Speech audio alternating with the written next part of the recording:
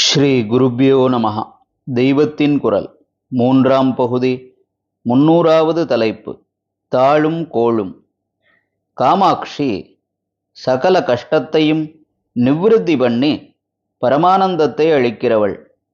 நமக்கு ஏற்படும் கஷ்டங்களுக்கு ஜோதிஷ ரீதியில் நவக்கிரகங்களைத்தானே காரணமாகச் சொல்கிறார்கள்.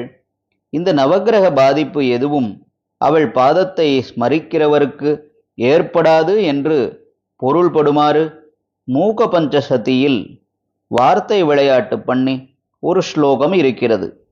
மூக பஞ்சசதி என்பது ஞானம், பக்தி, சாக்த சாஸ்திர தத்துவங்கள், காவியரசம் எல்லாம் சேர்ந்ததாக காமாட்சியை பற்றி மூகர் என்பவர் அனுகிரகித்துள்ள 500 ஸ்லோகம் கொண்ட ஸ்தோத்திரம்.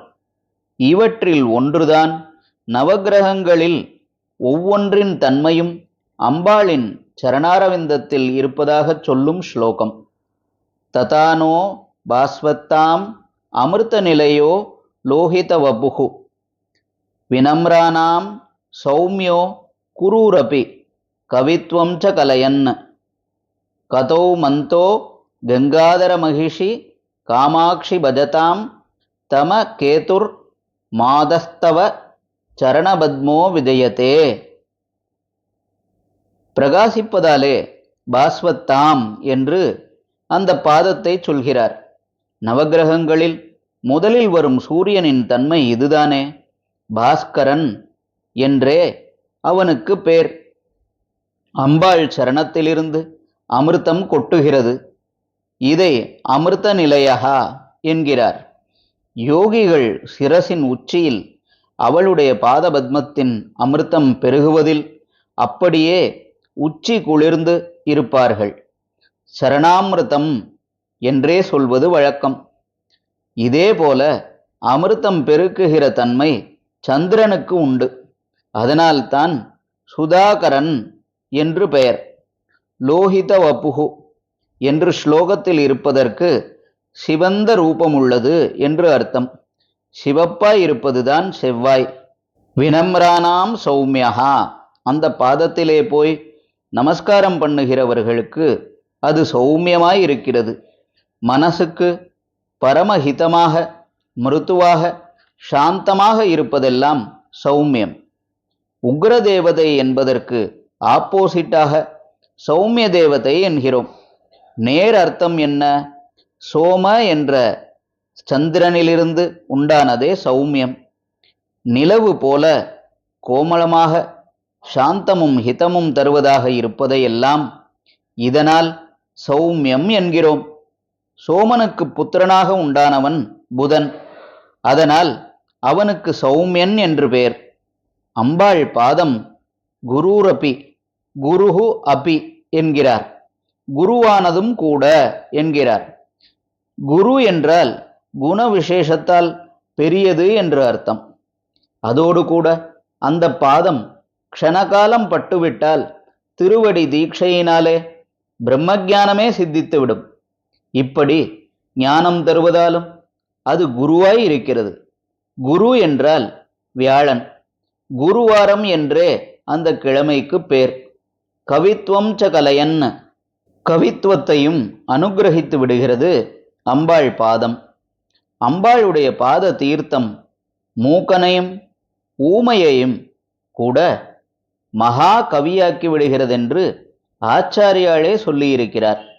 இப்படி அவள் அருளால் அருட்கவியாகி ஒரு காலத்தில் தாம் மூக்கனாயிருந்ததை லோகமெல்லாம் அறிய வேண்டும் என்பதால் மூக்கர் என்றே பெயர் வைத்து கொண்டவர்தான் இந்த ஸ்லோகத்தை பண்ணியிருப்பவரே. நவக்கிரகங்களில் கவித்துவகாரகன் வெள்ளிக்கிழமைக்குரிய சுக்கிரன். குரு என்று வெறுமே சொன்னால் எப்படி? அது தேவகுருவான ப்ரஹஸ்பதியை தான் குறிக்குமோ? அப்படியே கவி என்று வெறுமே சொன்னால் அது அசுரகுருவான சுக்கிராச்சாரியாரைத்தான் குறிப்பிடும். கவித்துவ சக்தி அருளுவதால் அம்பாளின் பாதம் சுக்கிரனாக இருக்கிறது.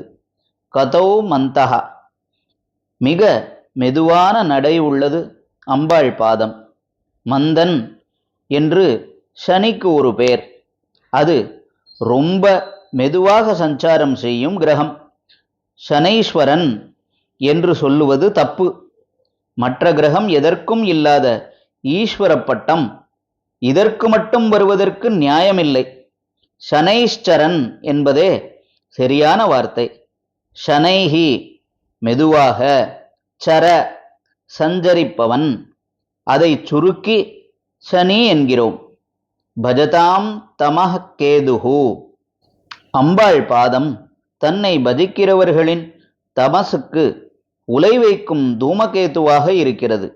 தமஸ் என்றால் இருட்டு, துக்கம், அஞ்ஞானம் எல்லாம் தான் பெரிய இருட்டு.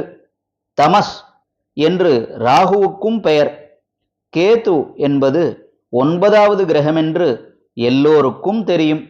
ஸ்லோகத்தில் ராகுவின் தன்மை மாத்திரம் நேரே அம்பாள் பாதத்துக்கு இருப்பதாகச் சொல்லாமல், ஆனாலும் தமஸ் என்ற வார்த்தையை வைத்து மற்ற 8 கிரகங்களையும் நேரே அந்த சரண சம்பந்தப்படுத்தி சொல்லியிருக்கிறது. ஹரஹர சங்கர, ஜெய ஜெய சங்கர. தெய்வத்தின் குரல் மேலும் ஒலிக்கும்.